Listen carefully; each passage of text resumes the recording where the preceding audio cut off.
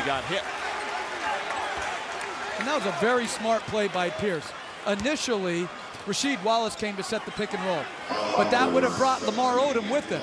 He wanted Bynum involved in the pick and roll, so he sent Rasheed Wallace away, put Bynum, who has less lateral quickness, into it. He turns the corner, he finds Davis, and Davis works his way to the free throw line. Davis is enjoying every second of this playoff run. He was on the team in 2008 when they won the championship, but was a bit player, and he says himself he didn't play a huge part in winning.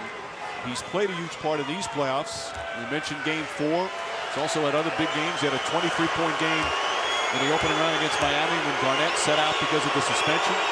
Had a very good game in the Orlando series.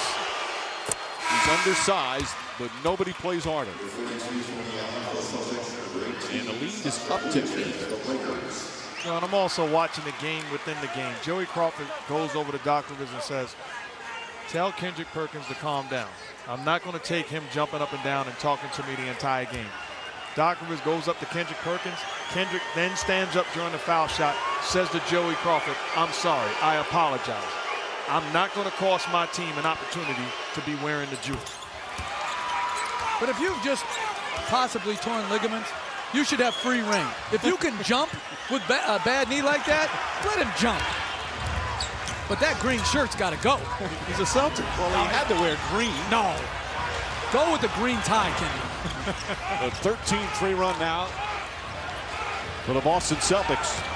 It's been a 12-point turnaround. Shot clock down to 4. Bryant with 2 players on him. Bynum right there. Can't get it to go. Tipped away again by Wallace.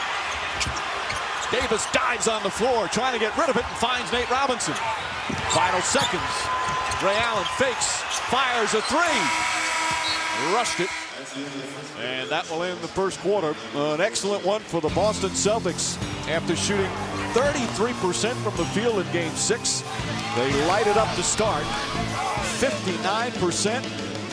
Rondo leading the way with 4 assists and making things difficult for Kobe Bryant, who is just 1 of 7 from the field. First quarter complete here in Game 7. Celtics by 9.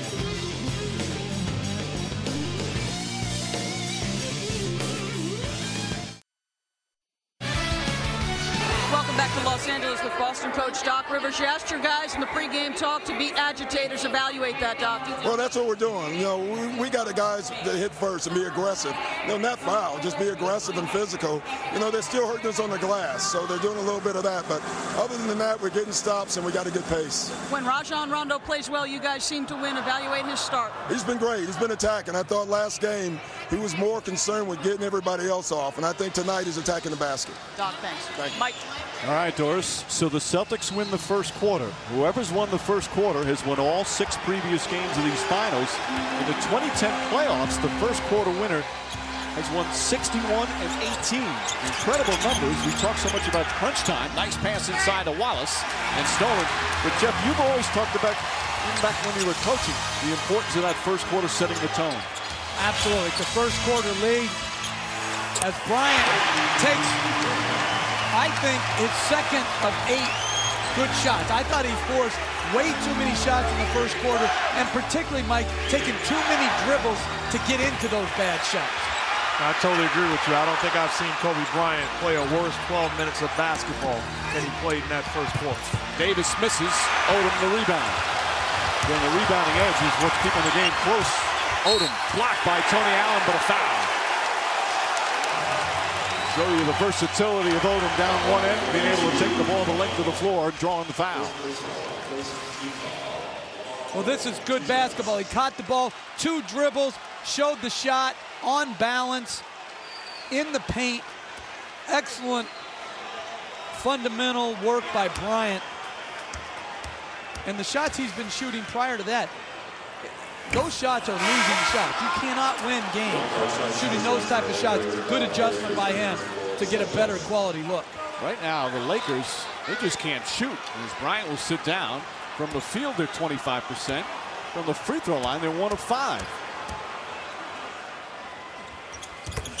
Odom, as we said in Game 6, 8 points, 10 rebounds. His first double-digit rebound of the finals. Also had a couple of blocked shots. And I like what Doc Rivers is doing, giving short rests to Rondo, short rests to Pierce. You cannot win this game, as Vujicic is called for a foul, on the road, giving too much rest to your core four guys. Celtics should take it out. Reminder on ESPN Wednesday, June 23rd, the NBA Draft Preview Show. And then on Thursday, the 24th, the 2010 NBA Draft at 7 Eastern. Rondo directing the offense well early. Pierce on the pull-up.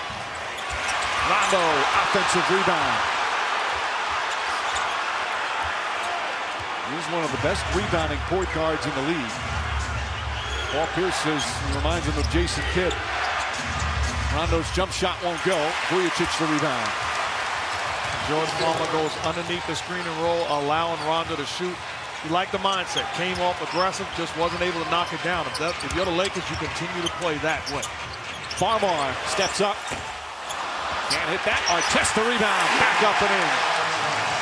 Another offensive rebound for the Lakers. But as Artest is pushing him under, a perimeter player has to come in and get that rebound over the top. There's no way Pierce is going to be able to block out and rebound the ball against Artest in that position. Lakers shooting poorly, but they have 11 offensive rebounds. That's why they're only down by 4.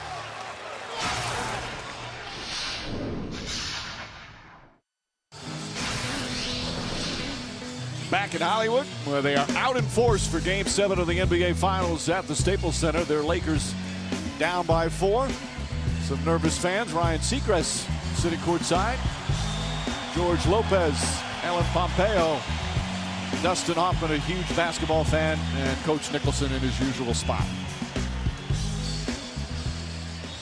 Kobe Bryant getting the rest. A slow start, to say the least. 2 for 8. And give the Celtics credit. When he's facing multiple dribbles, they're coming with the second defender. These are too many dribbles. He's got to get into his attack earlier, because the more he pounds, the more they load the defense up to him and force very difficult shots. His last basket before he went to the bench was his best shot all night, catching it tighter to the lane, getting into the paint, and getting off a quality look. And if you realize also, right after that play, Doc Rivers inserted Paul Pierce back into the ballgame because he was doing an outstanding job of playing center field and not allowing Bryant to play one-on-one. Pierce trying to find Wallace. Wallace for 3. Too strong. And Artest the rebound. Celtics just 1 of 6. Neither team has shot the 3 well consistently in these finals, both under 30% coming into Game 7. That's good offense for the Celtics, though. Good offense. Rasheed Wallace, a knockdown shooter, getting a look. Artest, Bynum, another offensive rebound. Farmar kicks it out. Vujicic wide open.